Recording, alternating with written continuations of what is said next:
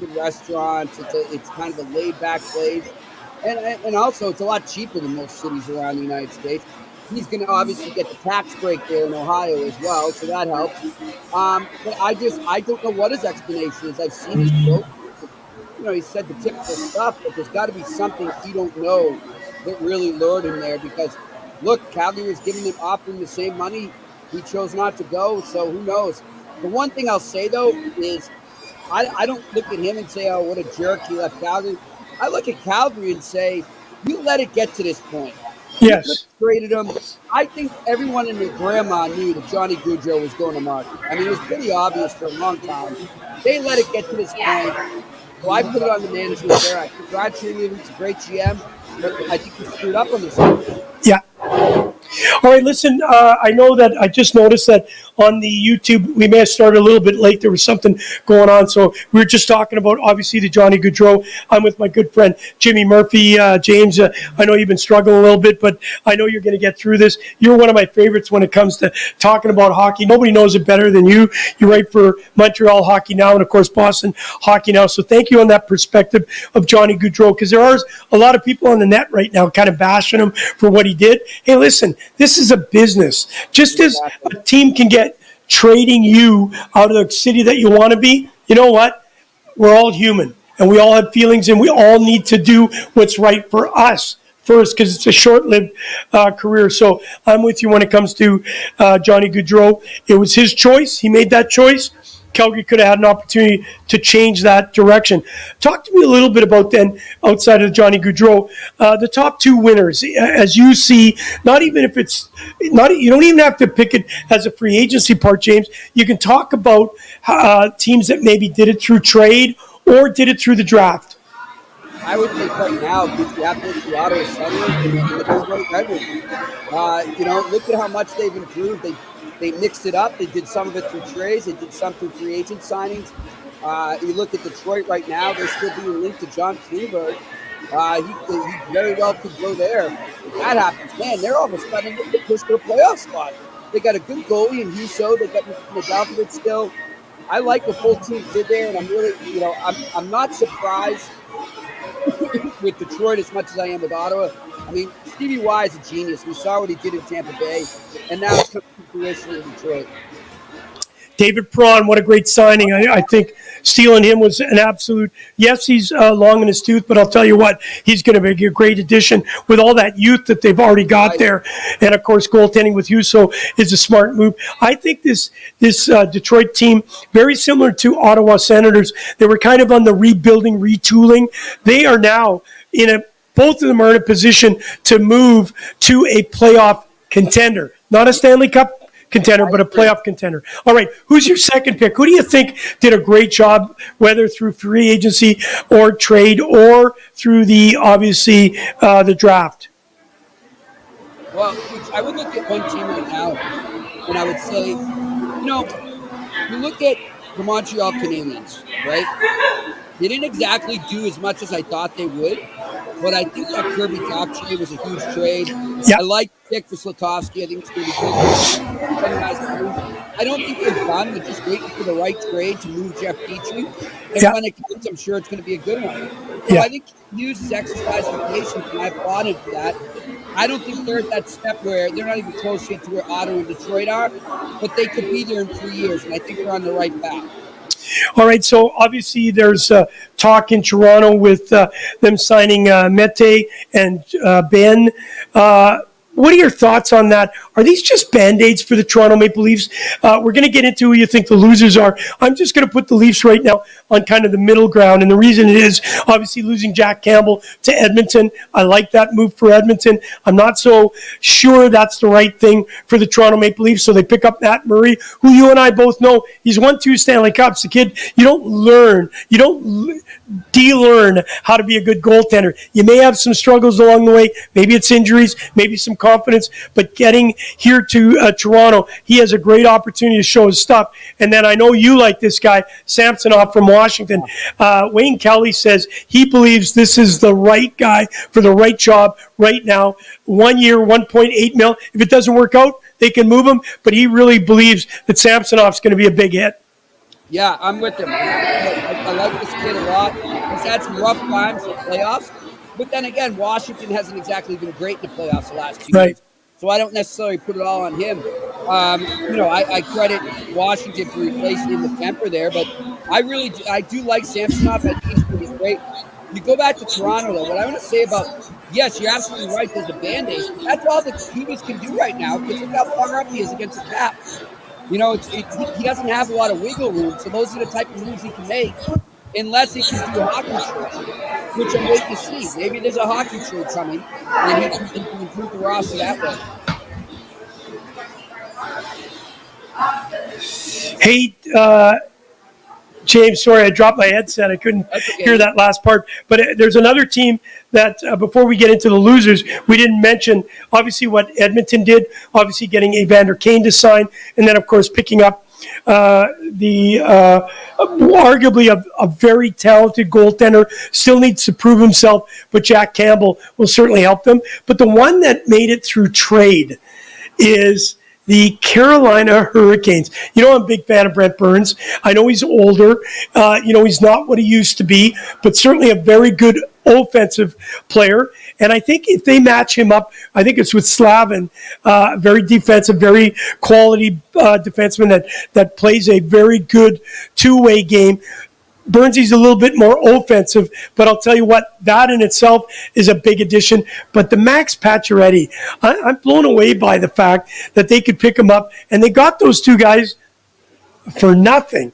It's like they didn't give up. There's Cam Green. Punchy, thank you for being here, buddy, all the way from New Zealand as he leaves. James, talk to me about that. And then on top of that, where are the Las Vegas Golden Knights going? Talk to me about Carolina first. Well, I didn't flag them right off the top. They did great. To add Brent Burns and Max Pacioretty for next to nothing, and I don't know if you saw the tweet, from Carolina. They put a tweet out saying, "Hey, thanks for being with us. Future considerations. We miss you. Good luck in the future." It was great. Look, great general managing by Dottie Waddell. I think that's going to help them a lot. You're going to put Brent Burns with Nick Slavin. They've worked together before. They have some chemistry. And then Max Pacioretty, I think, was the scoring they were missing. So good on them. A great move by them. That's for the Vegas Knights. Look, we knew this was coming, right? This is a team that, like the Toronto Maple Leafs, they're up against the cap. They're always win now mode. So they have to make these sacrificial lambs against the cap. And guys like that are going to get moved out. It's not the first time. It won't be the last with Vegas. So it's tough to see for them. But I think they're going to be a really good team this year. I still think they're going to bounce back. All right. Talk to me, obviously, the Columbus Blue Jackets. A lot of people are really excited about the Johnny Gaudreau. We talked a little bit about that earlier. He's only one player. They still have to ante up to get a Liney. Could you imagine him and Liney playing together? That's going to be a good 1-2 punch. But that doesn't make this team they got the number one guy, no question, in this free agency. But do people now think this team is a favorite by any means? No, they need a center. And I'm going to tell you this, Gouche. I don't think Patrick Laine is on the Columbus Blue Jackets when the season starts. Oh, wow. I think he's going to get moved for a top-notch center because, really, that's great. You've got a good 1-2 punch at wing, but who's going to feed these guys? Who's feeding them the passes? Who's setting them up for the goals? They don't have a guy like that can do that can keep up with that higher echelon of talent that they have in the wing. So they're going to need to find a top-notch center. And right now, you got to be looking at him and saying, well, wouldn't a guy like Pierre-Luc Dubois be nice at center? So he's obviously not going to go back there, but I think that they're going to move Laine for a center. Listen, I'll talk about this, and we look at the losers. We're looking at teams like the New York Islanders, Kevin Barlow, who's on my show all the time, asking me questions. Who are they getting? He wanted Johnny Gaudreau to be there. Not possible. Then he talked about, are there any players for Barzal to play? There goes my good friends, Andrea Mitzi, and, of course, Cam Green. See you guys. Enjoy the Blue Jays game. Obviously, the New York Islanders got Roman through, see the trade. You like him. I like him. I don't think that's enough. Barzal needs somebody that he can feed to score goals. They need a top six guy, and they've done nothing. So I'm a little concerned. I'm going to say that in my mind right now, they are a loser when it comes to this free agency. I'm just laughing at the two guys behind you, Gouche. How great is it to be here in Toronto and you have two guys out in the front? Hey, they should hold up signs. Gooch is the greatest. All right, what do you think of the Islanders? I thought they would have been a little more active. You had heard that Lou was really busy. Yeah, they were linked to Goudreau there. I'm surprised a guy they didn't seem to be linked to, and they should have went after. He's from that area. He's from Southern Connecticut. Would be Max Pacioretty. He would have been a good add to them. But yeah, I'm surprised. I think the Islanders right now could have comes down for sure.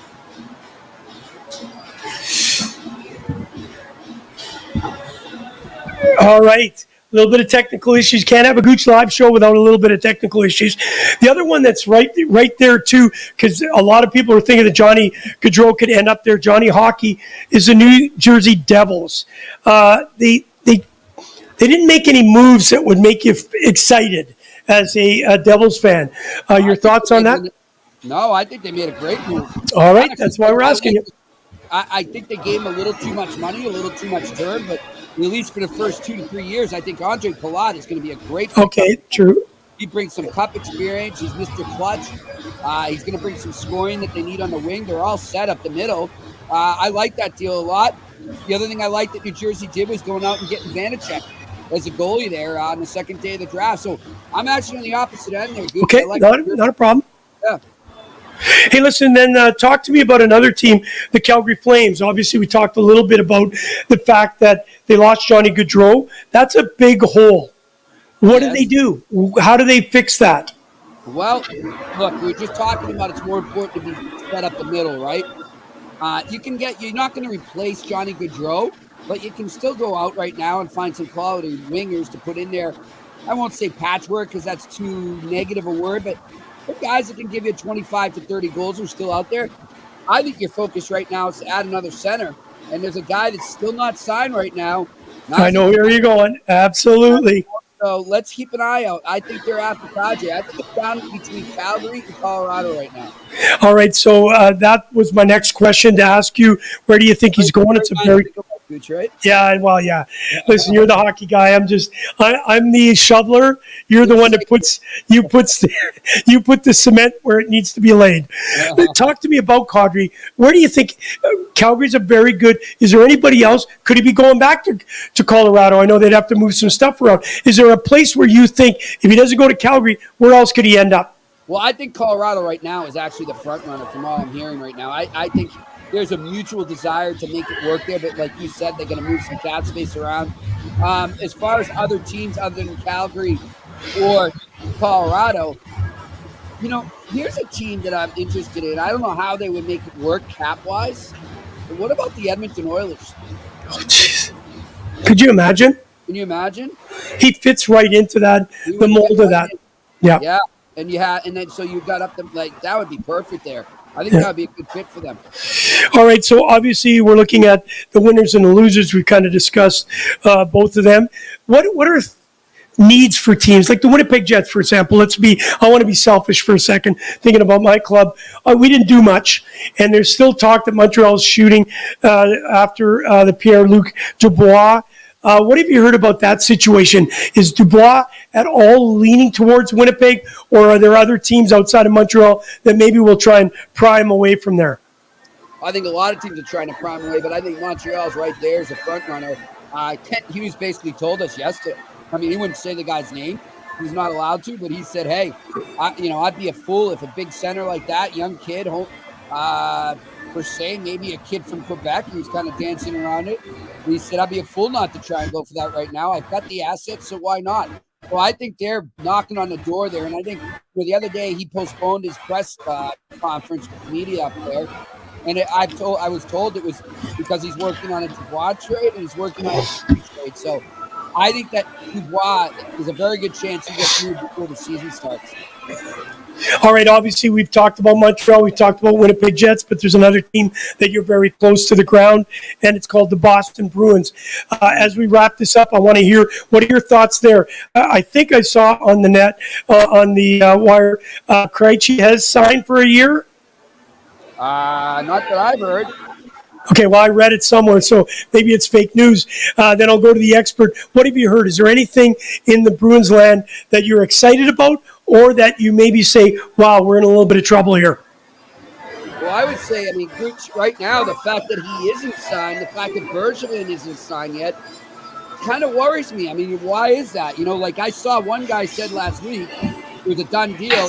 Nothing's happened yet, right? Right. That's probably what you saw. It was Lou Maloney out of WEEI. He's an absolute bonehead. Nothing's done yet. And it's very interesting right now. I think Don Sweeney really is throwing darts right now. He doesn't seem to have a plan. I think the Bruins are in a lot of trouble. All right. Well, listen, James, always a pleasure to have you. I know you're not feeling well, but you gave me 20 strong minutes, back and forth, back checking, forward checking, and scoring a lot of goals, buddy. And listen, we're going to talk to you after the weekend. Obviously, there's going to be a lot more movement before the weekend's over. I'm sure the Nazem Kadri is up there. Jordan LaRoche said that he thinks it's going to take a while. I think when you have, and him and Klingberg, you've got two really good players that need a home. I think they'll be signed either Monday or Tuesday. Those two will be wrapped up. Well, you know what? Just seeing this now, Gouche, another thing to keep an idea, if they can move the money out, I don't know how they do it. But what about Columbus getting Kadri? Oh, jeez. I'm not sure. They still need to ante up for line. You got to move Lonnie. You have to move Lonnie. Absolutely. All right, buddy. Great little tip. James Murphy, always a pleasure, buddy. Later. Bye-bye. What a great opportunity having James Murphy join us. Obviously, I had a great time with Adrian Mitzi and, of course, Cam Green, and then ended it off with one of the best, James Murphy. Hey, listen, Jordan LaRoche, my producer, is in Scotland. He's been with his family, obviously celebrating his sister's graduation. He'll be back Monday, and we will break it down for you. We will break it down. We'll break down the trades. We'll break down the free agencies, and we'll break down certainly what went on in the draft. But before all that happens, tomorrow I have Talking with Taylor. Don't forget to check it out at noon tomorrow afternoon. Bye now.